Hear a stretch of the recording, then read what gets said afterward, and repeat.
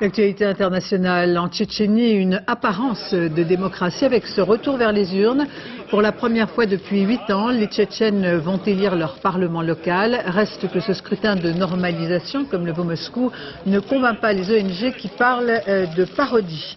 Le parti pro-Kremlin est largement favori. Il est soutenu par le fils de l'ancien président, l'homme fort de Grozny, avec à sa main une milice d'hommes qui ont fait allégeance à la Russie. Reportage en Tchétchénie, Anne Ponsinet et Volodya Poliansky.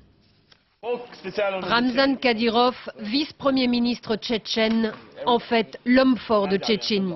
Un chef de milice avec 5000 hommes sous ses ordres.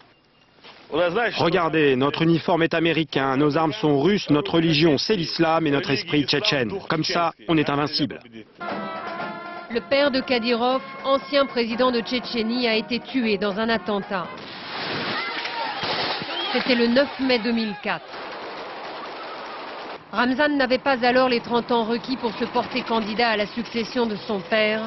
Un autre président a été élu, mais pour beaucoup de choses en Tchétchénie, c'est Ramzan qui décide. Il est fidèle au Kremlin, mais cultive son identité tchétchène et musulmane.